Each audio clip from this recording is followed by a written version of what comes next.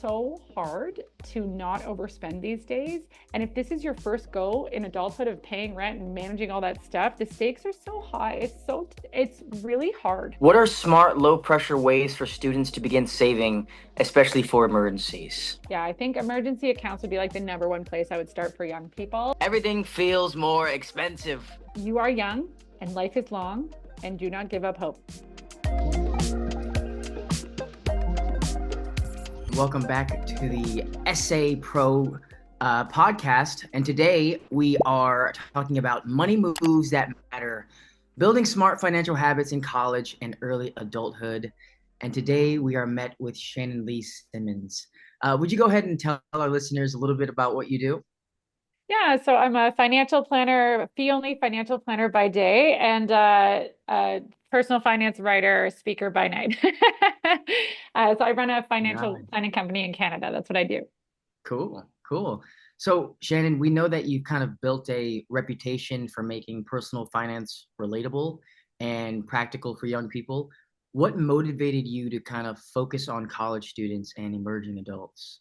Yeah, so my day-to-day practice, my actual business is not dealing with typically teenagers and early adults. But what was happening was a lot of my clients who have young people in their life and people who are just starting out, they kept having the same sort of anxieties and worries about the economy and how that's going to impact their kids and what that's going to look like. And everything is so expensive now. And they were saying, do you want to meet with them and help? And we'll do that. And I was like, great, I would love to. And so it started organically. And what I quickly realized, I mean, it's one thing to know economically what's happening in the world, but I started sitting down with young people, and I really think it's such a different set of financial planning skills that are required for modern life for young people than um, what even one, I'm a millennial, I'm an elder millennial, than even what my generation was dealt. And I think it requires a new set of financial planning skills that I don't know that anyone was really noticing or talking about. And there's a lot of shame that happens with that, shaming that happens with young people about overspending and luxury spending and all this stuff. And I really didn't get that picture once I was working with the people. So it really intrigued me. And that was kind of what set me down. Like, I'm like, I want to help. I want to dig in here. And so then I spent about 2 years working with young people across Canada to sort of write Making Bank and then put everything I learned together into that book. Interesting. Oh, that's great. It looks like you're really doing the work for these young people. I might have to call you after this. Yeah, no kidding. Um, Absolutely. Yeah. so your worry-free money philosophy kind of Mhm. emphasizes aligning money decisions with values and living guilt-free. Can you tell our listeners what that means and why it kind of matters? Yeah. So again, I've been a financial planner for 20 years, and I often make the joke that like my job is 90% life coaching and therapist and 10% a spreadsheet. And that's because I think, especially in today's modern age, all this information is out there. Like what to do with your money is a Google away or an AI chat away. So, Mhm. but if we all know that, why don't we all do it? And it's all about our emotional stuff that's attached to it, what makes how we make decisions, and what's important to us. And that's actually what makes my job interesting because we're not robots. We don't just do always the most logical thing with our money. And that's because it's tied to who we are as a human. And we're human beings, and it's hard to do that. So to me, I got so sick of hearing other media people who are financial experts doing the like shame game where everyone it's so easy, you just do this, and it's like, well, if it was easy then everyone would do it, and like it's not. And so I really wanted to have that sort of empathetic lens, and I think that only comes from working with people one-on-one. So that's actually what I do. That's what pays my bills. Mhm. And so a lot of Yeah. times financial authors and experts, there are lots that are amazing out there, but if they don't sit down with clients, I think you forget what it's like for people living day-to-day life. And it's easy to just become a sort of, don't do this, do this, don't do this. That's so silly. How could you do that? But instead of actually talking to real people. So Worry Free Money is that was my first book ever. And it's Mhm. a reflection of sort of like the underlying thing that's happening with your money. Why aren't we all just doing the most logical thing? And if you have this stuff going on underneath, how do you work with that so that you can move forward financially while still being yourself? Hmm. Yeah, it's money has such an energetic tie to it, you know? It's like Yes. however you feel about it. It's like this illusory thing, but it's however you feel about it can greatly impact how you receive it and keep it. It's really crazy. Um, so Shannon, can you share a little bit about your college years? Like, were you good with money, or did you make some mistakes too? And Both. what's one that actually taught you something valuable? I mean, I'm human. Of course, I made mistakes. Of course. And so, yeah. So I was good with my money, as in I was very aware of it. So I was Mhm. not a young person that had their head stuck in the sand. I grew up in a family business where we talked about money, and you know, and when you're in a family business, it's the kitchen table, it's the dinner table talk. And there are some years where things are great, and there are some years where, Christmas is lean. And I rode Mhm. that with my family.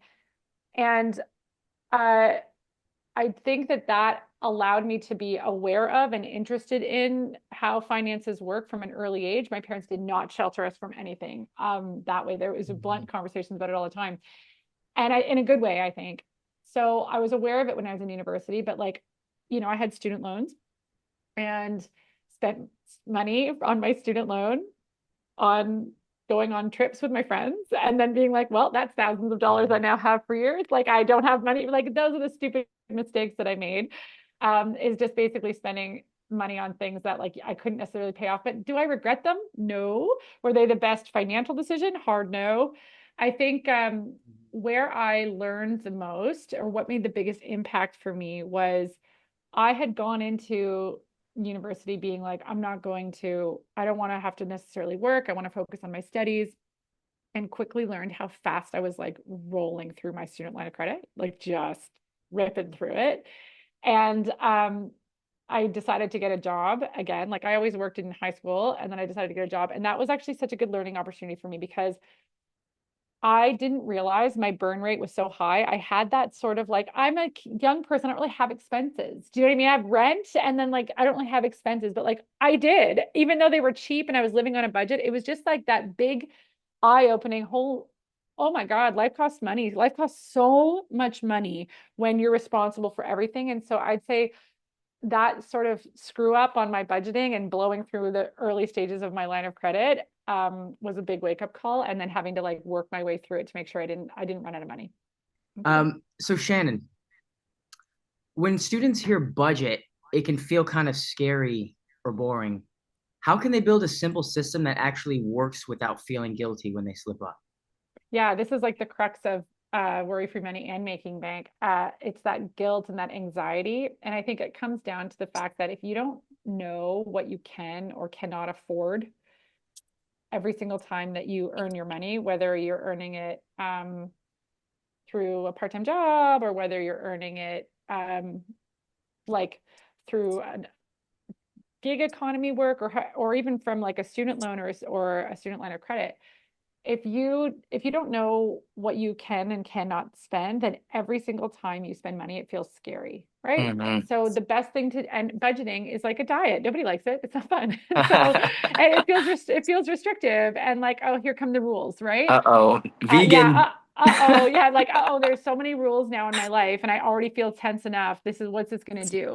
So, what I love the system that I set up years ago, I still teach it today, and it's for everybody. This isn't just for, I do this with my clients who are 65 years old and retiring. We have one checking account where money goes to die, where it's all the Hmm. money you're not allowed to spend every single month, whether it's rent, your cell phone, your subscriptions, if you have insurance, minimum payments, all this stuff that's like not yours. Yeah. Then we have a separate checking account that is attached to your credit card. And that's where the money that you're allowed to spend on food, going out, having fun, buying clothes, whatever it is, gas, whatever it is that you need to do to like live your life for a Hmm. set period of time. And so let's say that it's payday, you figure out the dollar amount goes into this account, the dollar amount that goes into this account, and then that's your limit, spend within it. So you don't actually have to budget as in, how much did I spend on groceries this week? How much did I spend on clothes this week? How much did I spend on coffee shops? Because I find that level of micro budgeting Hmm. is really exhausting for a lot of people. It actually leads to feeling more broke because inevitably you're going to go over in one area and then have to like borrow from the other area, and then Yeah. it makes it just a lot of mental math. Even with the most helpful apps, it's this accounting for your life in a way that takes up a lot of bandwidth in your brain.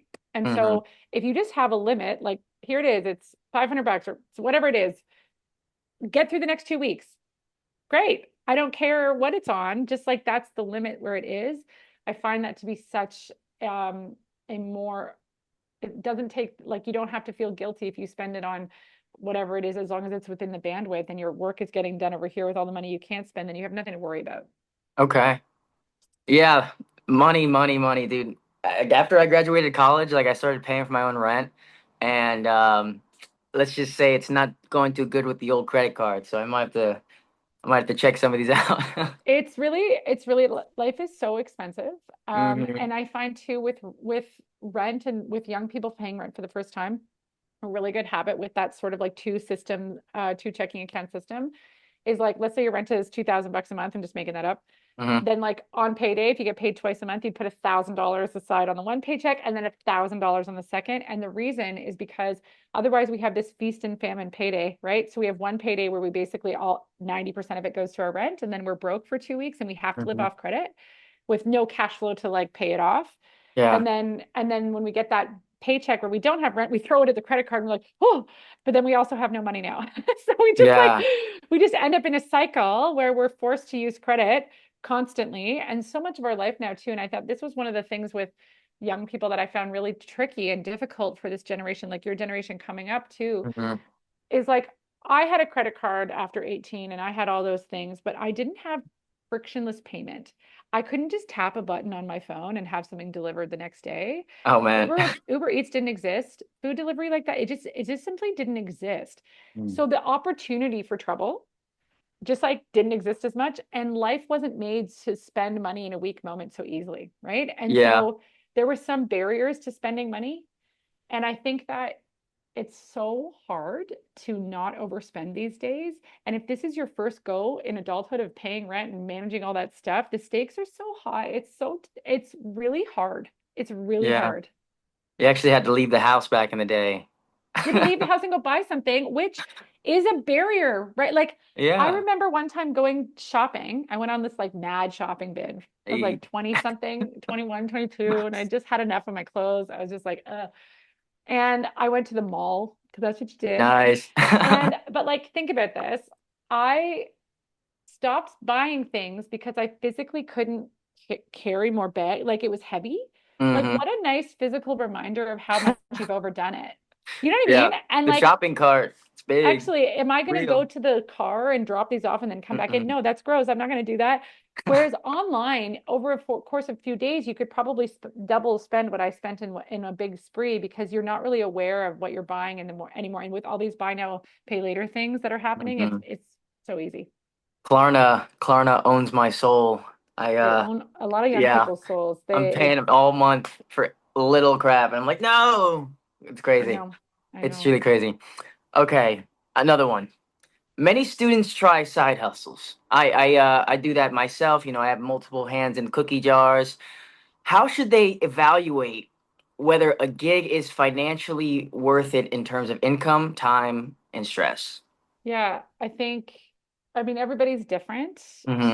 I think you'll intrinsically know if this is worth it or not to you. So like how resentful are you on a scale of 1 to 10, and how excited are you knowing that every single side hustle we are, sometimes we're going to feel resentful, sometimes we're going to feel excited. But Yeah. is it mostly resentful?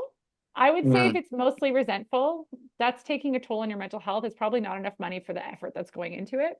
So Hmm. unless you're in a desperate situation where you're literally unable to pay for food or rent, and the side hustle is like going towards literally just closing the loop on financial security in your home, I would say like maybe pivot or like try something else if it's really being that oppressive in your life as like a something I resent all the time. Yeah. And I'm never happy doing it. But what I think is a really good ideal to strive for with the side hustle is like if your sort of base life pay can pay for the basics it's really nice to align side hustle money with joy. So if you're able to put yourself in a position with the side hustle where that could pay for like a, a, a purchase that you wouldn't have done normally, or like a trip with your friends, like you save it in and go on a trip, like so that when you're doing that extra above and beyond work from your day-to-day life and it feels like, why the heck am I doing this? This is so hard. I'm so Mhm. tired. If you're linking it to extreme joy on the other side, it makes it so much more motivating to get it done Mhm. versus the side hustle that is required for rent, which is many people's reality. Mhm. But that's what I would say. Like, there's the goal, and then there's the, potential reality for a lot of people. And the Mhm. other thing that I would say with a side hustle, if you've got debt, or credit card debt, it can be really not motivating in the beginning to put that side hustle money on there because it feels like if you got a $4,000 credit card and you put $100 on, you're like, great. But now I Nice. I still, did it. now I did it. Now what? I did all that work. So then my tip there is like, you need to find another way to congratulate yourself because that's actually so smart what you're doing. And I would Mhm. say give it like 6 months Okay. because if you're tackling debt with side hustle money, you need to give it enough time for you to actually feel excited about what you're doing. And that's Mhm. only going to happen if you give it enough time, because otherwise it's going to feel really unmotivating really quick because it's going to feel like a drop in the bucket and you're not going to keep going. That's wise. Wise. I Yeah, got it is. some I got some year-long interest-free cards I'm paying off right now. I got to get it Good for done you. by September. Voice crack. Yeah, that's hard though. Those interest rate cards are a really good idea for those for the interest breaks. You can actually hit the principal, but just Hmm. here's what I see, and I would urge you to avoid if you're Okay. if you're able. Sometimes I see like extraordinarily punishing budgets as a result of that Yeah. because there's a timeline. So it's like, great, I can't eat, I can't spend money on anything, I can't go with my friends, I can't do anything but like eat beans and live downstairs. And Yeah. so that's not sustainable either. You know, it's crazy. I don't even do that. I still just eat good and go crazy and travel still. And it's like, oh my goodness. It's kind of crazy. I'm gonna have to read that So book.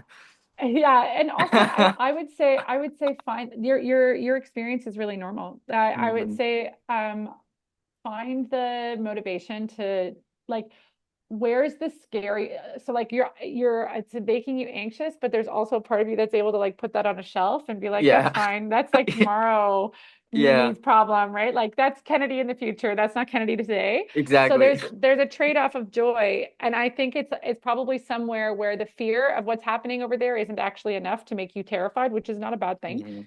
Mhm. And the joy and the pleasure in the short run is so exciting that you can't switch them. Yeah. So a balanced approach is probably the only way that it would make it work for you.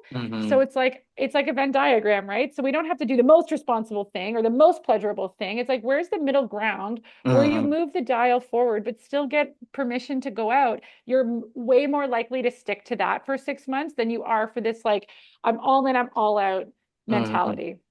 Yeah. I'm just gonna have to make more money because I just can't stop having fun. But also that, right? So there's that side hustle piece, right? So Yeah. and that's actually a really good attitude, is Hmm. to like earn my way out of this. I wrote a book called Living Debt Free, and Hmm. that's we talk a lot about this too, is like people always think that paying down debt requires like extraordinary expense reduction, and it can, but Hmm. we often forget that we can just bring in more money too, and that a little bit does go a long way. So a little bit of extra side hustle money that allows you to like still live your normal life, but then also put money on debt. And if you just give it Hmm. enough time, that can actually, perfect, great. That's Okay. wonderful. Well, thank you for your advice. Okay. So starting even small savings habits early, we hear that can make a big difference, right? What are smart, low pressure ways for students to begin saving, especially for emergencies? Yeah, I think emergency accounts would be like the number one place I would start for young people. Is just Hmm. like, and I don't get caught up on an amount of money because as you're probably experienced, and if any of your friends, I mean, money's tight for young people. The wages, economically speaking, have not caught up with the cost of living. And so it's tight to begin with to find extra money. If you're paying down debt at the same time, this is the one time that I would say, okay, you know what? Don't put all your, like, if you can only save $100 a month, normally I would be like, just put it to the debt and just try not to take on more debt. That's the only job, right? Like, that's it. But an emergency account can be a really good way to stay motivated on a plan, because building up for future stuff feels way more fun than paying off what's already happened. Those are very different vibes in our body. One of them makes us feel like we're building for the future and we're safe, and the other one is like a hangover from a decision I made a long time ago, and it feels like I'm full of shame and regret. So Mhm. which one is more exciting, right? And so I do think sometimes if we're doing a debt repayment plan that's going to take like a bit of time, which Mhm. most do, then splitting that $100 somehow between debt to emergency 50-50, or like whatever is good for you can be great, because if we are saving for an emergency account, we are actually just protecting ourselves against more future debt. That's what an emergency account is, right? Like Mhm. something happens to you, it costs a lot of money. And if I have it, I feel more in control. I feel more secure, and it's not going on a credit card. So it's like a Mhm. buffer. So technically, I think an emergency account is part of it, a successful debt repayment plan. So you can just focus on hammering this down and feeling secure. So to answer your question in a long-winded way, I'm giving permission to split between, this is a big question, is like, do I save or do I put it on debt? Mhm. If it's an emergency account, I think you can do both at the same time. And I would rather someone save $10 and actually do it than try to save $100 and fail. Like Mhm. it's that, and it builds those small wins of putting money aside and then not touching it it's an emotional win. And then it gets exciting. And then you can build on that. And the next month do 15. And then the month after that do 20. And Mhm. you might be thinking like, none of this is going to make a difference. Like this is, what are you Mhm. talking about, $20? But I'm talking about harnessing your motivation and your emotional wins underneath versus like what the actual financial outcome is over a 3-month period, because the habit is more important than the financial outcome in the first 3 to 6 months. Okay. Yeah. I mean, in terms of like an emergency accounts, do you recommend this like regular savings accounts or like some sort of investing thing No, like never. Robinhood? Oh Okay. my God, no, no, no. Inherent in all investing is volatility. That's normal. That's Yeah. super normal. You're going to have volatility. So you can't, your emergency money has a short time horizon. You might need it tomorrow. It can't Yeah. handle any volatility. And Exactly. I'm seeing this a lot with young people being like, well, I have to make money fast because I don't have enough. So I might as well, my risk tolerance is now extraordinary. Mm-hmm. And I'm going to invest my emergency account trying to like double my money. And I've seen that blow up where it just like, it actually goes down and now you have less. Mm-hmm. So keep I love investing and I think it's a Yeah. great way to build wealth over time, but keep that for the money that you don't need for like 5+ years. Mm-hmm. And any money that you need that you're saving up in the short run shouldn't be invested. It cannot handle volatility. So it Mm-hmm. would be a boring ass savings account. Like boring, I say this in quotations, high interest rate savings account. Mm-hmm. The job of the money there is to keep pace with inflation if you can and not go down. That's it. So Mm-hmm. you could log into it at like 2 in the morning when you're freaking out and be like, I have it. I'm good. Okay. I have it. That's good. That's good. That's good. Um, do you recommend specific targets like 500 or 1,000 for emergency funds, or is it more about mindset? Because I just watched this video. It was like if you have $10,000, you have $10,000, your life is good. And I was like, oh, what does that mean? And then I watched it, and it was like you're able to take more risks because you know you have this $10,000 there if you ever need it. So Yeah. what's your opinion? I think that makes sense in the sense that Hmm. when I just said, like, if you look at the phone at 3 in the morning, you feel calm and you can take other risks in your life. Hmm. So I 100% agree with that as a philosophy. That is the beauty of an emergency account. How many people do you know can get to $10,000 fairly quickly? Just me. Just me. Right? So Yeah. exactly, exactly. So I love that as a tip. And this is where I think that disconnect between people who speak about money and people who sit down with clients. Sure, Mhm. let's set that as an expectation for everyone. Let's save $10,000 in an emergency account. How terrible does that feel if you're a person who's looking at that being like, well, I can never do that. So I guess I'm never going to get to feel safe. Mhm. So I think it sets these targets and these goals of like ideal financial behavior that are so not realistic for the day-to-day human, and then it just makes all of us feel inadequate and like we're not good enough financially, and like somehow financial savviness is like out of reach for us. And to the vibe you're talking about at the very beginning of the show, yes, money is very much tied to the energy around it. So if your energy, everywhere you look, these influencers or financial experts are saying like this is the way to live, and you're like, that's going to take me like 6 years to get $10,000 in my savings Yeah. account.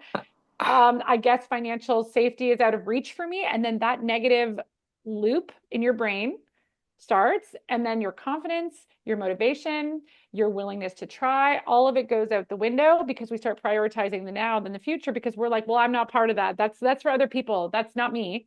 And Mm-hmm. so I worry about setting targets that have dollar amounts to them because everyone's so different. While I Mm-hmm. agree with the philosophy of it, obviously, it would be great if we could all do that. So here's my Mm-hmm. tip about emergency accounts. I kind of said it, but I'll say it again. Mm-hmm. The habit and practice of money coming in and putting some of it aside, I don't care what the dollar amount is, and not spending it is more important than the actual dollar amount. The journey of saving for an emergency account is more Mm-hmm. important than the destination. Mm-hmm. I had a client, actually this is direct from Worry Free Money. If you read it, you'll read this chapter. Um, he could never, he wanted to save $5,000 in his emergency. It was like a goal, a hard goal.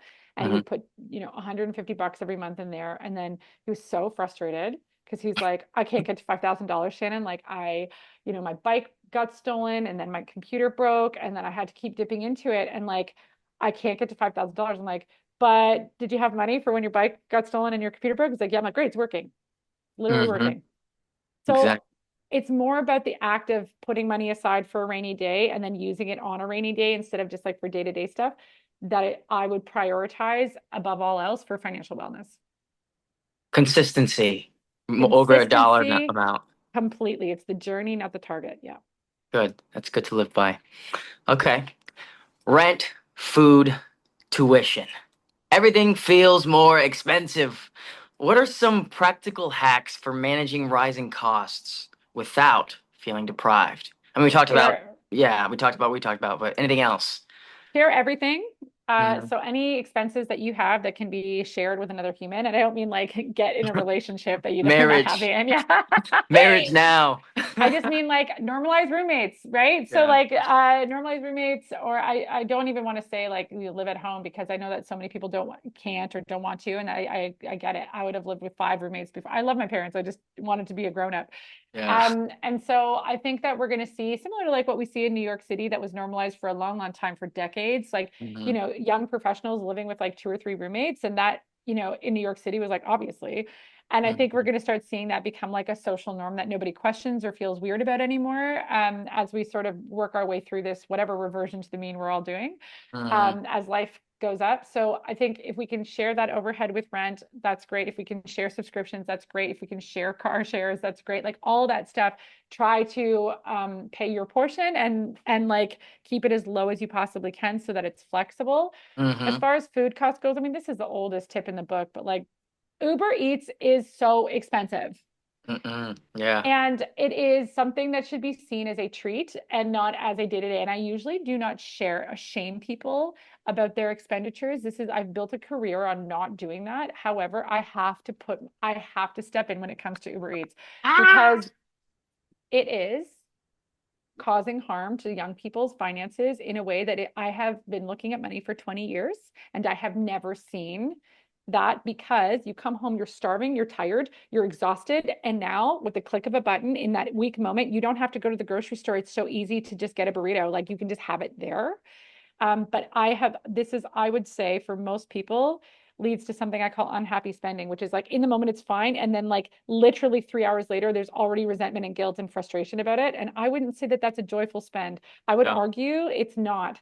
It's not Mhm. true happy spending. It's band-aid convenience spending that isn't actually bringing you any sort of real joy. So watch for those expenses with the food stuff. And um, I think also this is where I'd say like get some friends who are also trying to do that with you to be like, can we talk about money and can we do this in a different way? Because Budget it, together. can we budget together? Honest to God, because I think sometimes it's easy. Like if the friends are all doing it, then you're like, okay, well, me too. I'm not going to be like, no, I'm going to go to the grocery store. Like that's not a thing you're going to do. Like, do you know what I mean? And Yeah, so yeah. so you really need to surround yourself with a circle of care if you're actually serious about it in these really hard years where it is hard. It's hard. What you're trying to do is not easy, and like acknowledging that and saying like this is hard. And Hmm. I find with young people, when we're students There's like people give themselves permission to be like cheap and broke. But once they've graduated, it's like there's some sort of weird expectation that now you're supposed to like not necessarily be as like cheap and broke. And I'm like, no, no, that's the hardest time of your life. Like Yeah, it's it's more broke. more broke. That's right. Like welcome to the like welcome to real life. And so I'd say like it's okay to sort of do that. And if you have friends that are supporting or around you, then together you can all do it together because Mhm. otherwise it's going to be really hard to stick to it. Yeah, it's good to have an accountability group. Yeah. And just like talk about money. Just like Hmm. talk about it, but not in a way that's just like we all talk around it. We say things like, ah, I'm broke, and then do whatever. Yeah, But it's like really be like, hey, I'm actually trying to do this. And like yeah. I really need your help. It's no, I Like, totally get that. Like I have yeah, friends, and I tend to see a movie every single day, and I yeah, got AMC stubs, so I get like 3 free movies a week. But there's 7 days in a week. You know what I mean? So those yeah, other 4 days, me and my friends are like, okay, we got to see a movie, but we're tight on cash. There's indie theaters, but they're like $10 to $20 a ticket. So like, all right, whose house can we go and watch a movie at? So we yeah, choose that one of our helps. houses.